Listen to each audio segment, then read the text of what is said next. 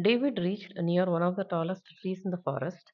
He stopped the drone at a horizontal distance of 5 root 3 meter from the top of the tree and at a vertical distance of 65 meter below its maximum vertical range 100 meter.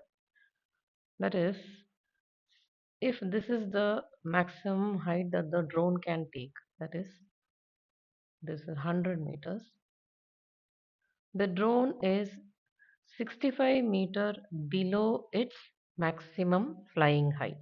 If the angle of elevation of the drone from the top of the tree is 30 degree, the angle is given here. Find the height of the tree, show your work. Let AB be the maximum height that the drone can fly. That is, AB is 100. Now the drone is at a position of 65 meter below its maximum vertical range. That is, let the current position be C.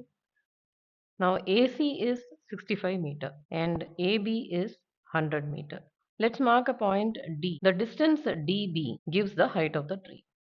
DB is equal to the total distance AB minus AC minus CD. AB is 100, AC is 65 and CD we don't know.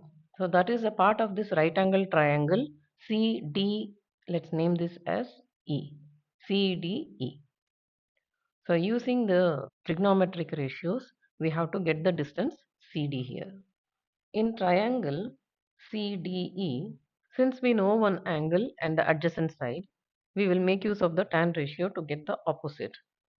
Tan 30 is equal to CD upon DE. Tan 30 is 1 by root 3. CD upon DE is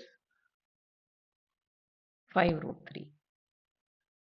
So CD is 5 root 3 upon root 3, which is 5 meter. Height of the tree, that is dB, is equal to the entire distance AB minus AC minus CD. AB is 100 minus AC is 65 minus CD is 5. That is 100 minus 70, which is 30 meter. The height of the tree is 30 meter.